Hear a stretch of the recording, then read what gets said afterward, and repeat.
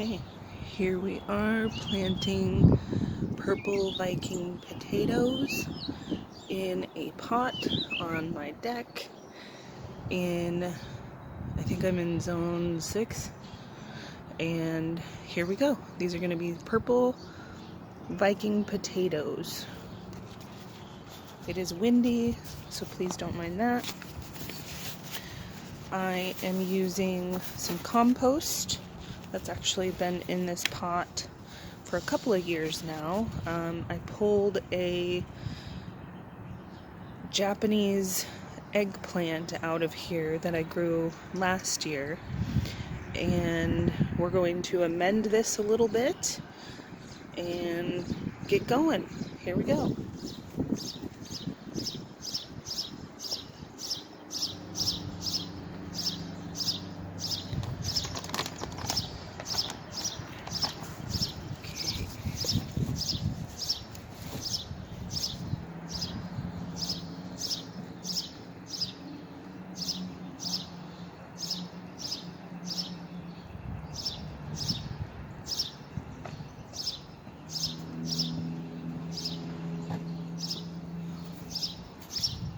I'm gonna leave these little weeds in here. I'm just gonna let them become part of the nutrients that are going back in here. And I did add some perlite to the compost when I put it in here to add to the, so it doesn't compact too much and get too hard. It adds for airflow, and so that water doesn't get logged. It has been raining, so my soil is very wet. I am mixing in the pine shavings that I mulched with last year, and this is just going to go in and feed more nitrogen.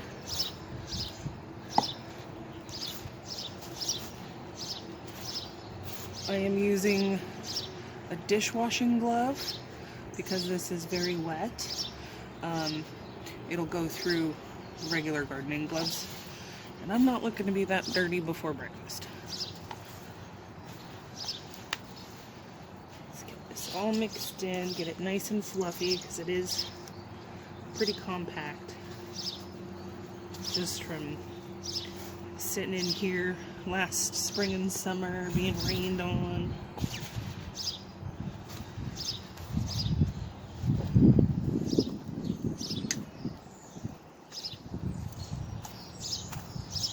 Get these pine shavings mixed in nice.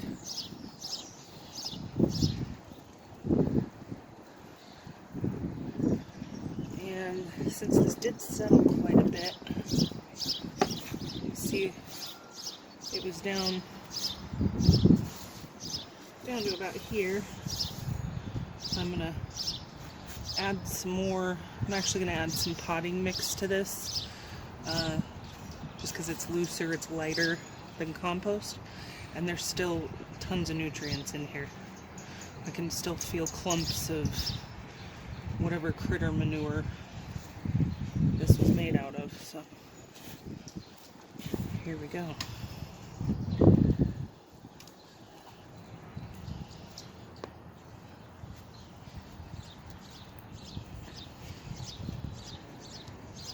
Make a well. I'll add the new stuff. There. It's nice and dark. Still some roots left in there from the last plant. I'm not going to worry about it. It can feed the new stuff. Yeah, and this is pretty compact down here, and I want potatoes to be able to root down in, so that's why I'm going to add in the potting mix, and I'm going to add some more perlite maybe. Let's see.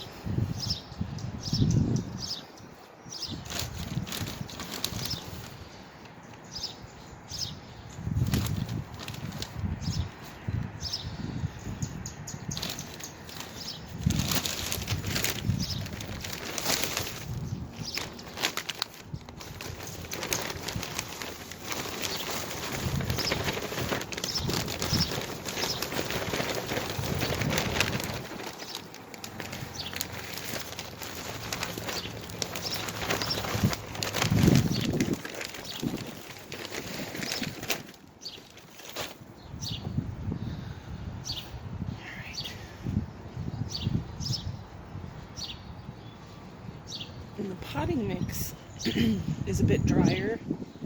It's been used quite a bit this week.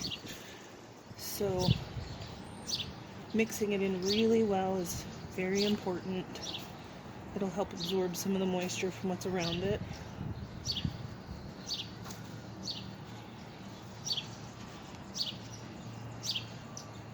And I can see mixed in here, it looks like coconut core. There's sticks and things. I just saw something.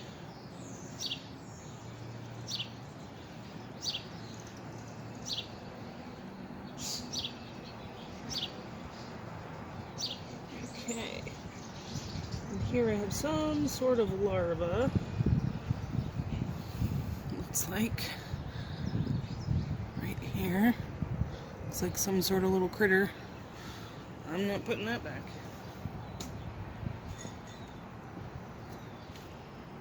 Okay. It'll probably be a Japanese beetle for all I know. Bigger chunks.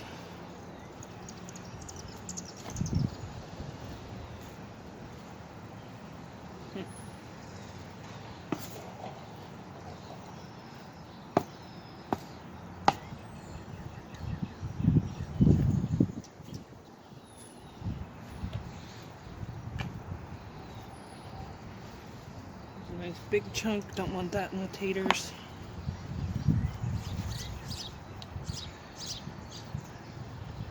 It's more of a piece of mulch than soil.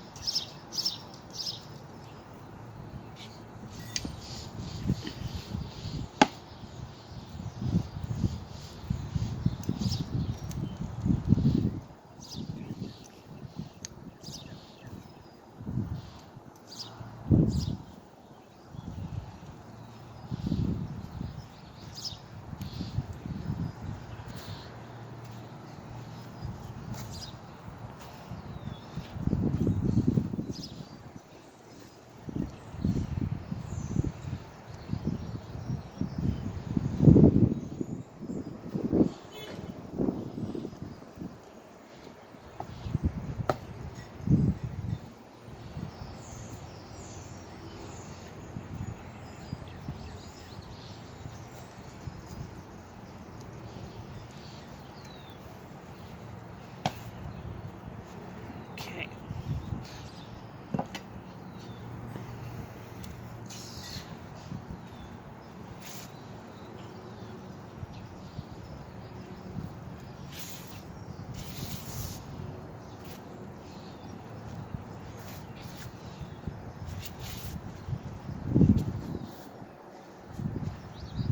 Do it again. Just see where my level was. Do it again. Oh, see, I had a big old chunk on there too.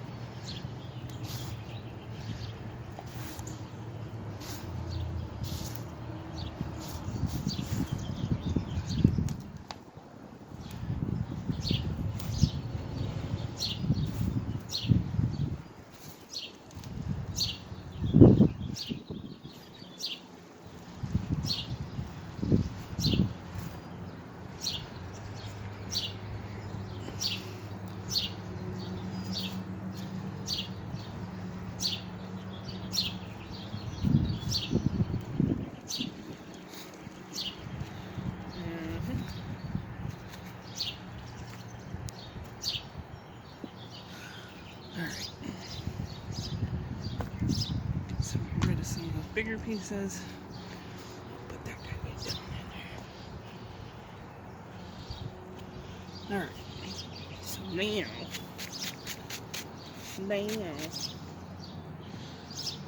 what I'm going to do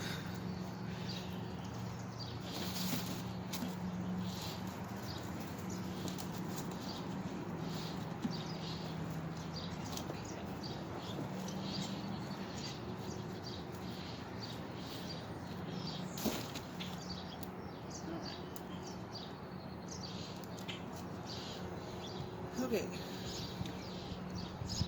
so here I've got, trying to get a good look at that, there it is. So here's our Purple Viking tater, and you see it's growing eyes, also known as chitting. So what I'm going to do is bury this sucker about wrist deep. I'm going to come about here. Okay, there's my hand in there. Before I put him in there, I'm going to take a little bit of bone meal.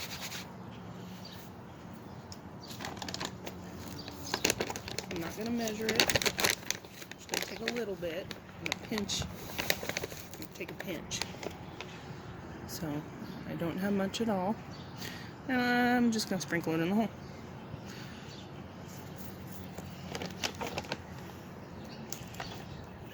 Okay, I'm doing a little mixy moo. Okay, it's kind of mixed in down there. Take my tater. I'm gonna put the biggest chits. I think you can break them off or what have you, but I'm putting it eyes up, and then we're gonna bury it. Okay, that guy's in. Just gonna keep going. I think I'm gonna do 2 more in here. Okay. And a little lever. Okay. There's that. Pinch of bone meal.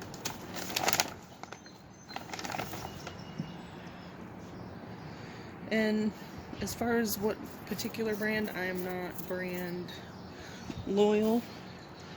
I just get what I can find at a good price, and organic, because that's my only goal, is to not use chemicals as best as I can that don't come from a natural source. So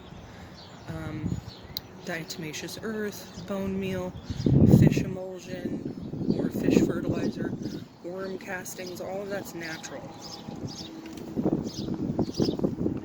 Not all. Some of it's pest control, some of it's fertilizer. Okay. This one's raring to go. Tons of eyeballs. Wants to grow. Here we go. In the hole. Tater in the hole.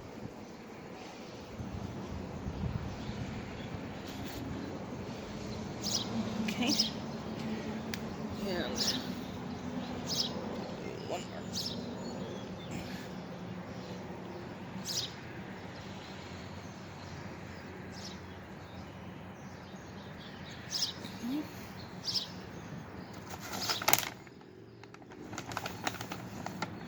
You can see this is easy. I'm not doing nothing fancy. I'm using the tools God gave me. Hands, you know.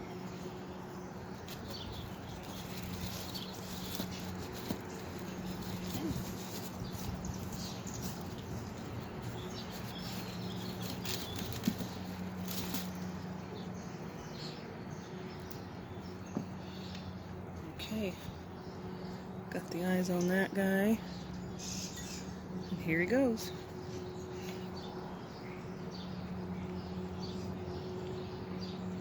Tater in the hole. I'm just going to do that for everyone now.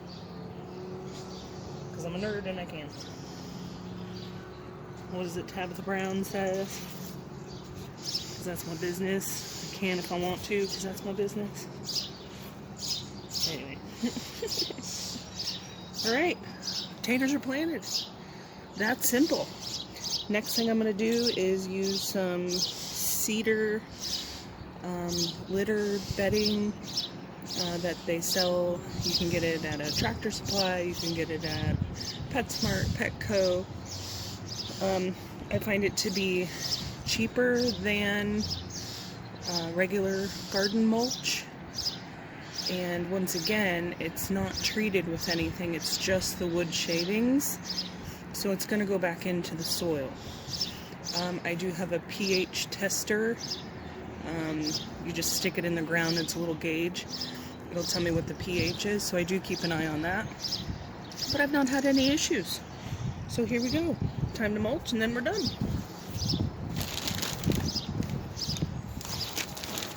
Take the gloves off.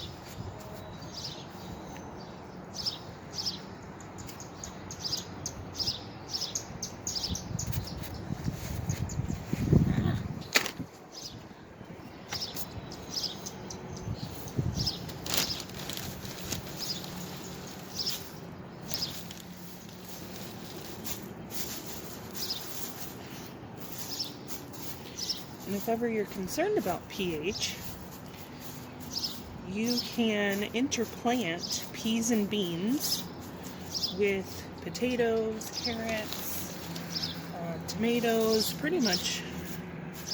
I'm sure there are some restrictions, but pretty much any plant you can interplant beans and peas, and they will fix the nitrogen in the soil. I've recently found out that some trees are also nitrogen fixing, and I just think that's darn cool. But of course the creator would already have these systems in place. We just have to learn them. Do not trust anyone or any agency to secure your food, and make sure that you have skills to feed yourself and your family. So I gotta tell you, it is so fun watching stuff pop up out of the ground. There you go. And we're done. Happy planting!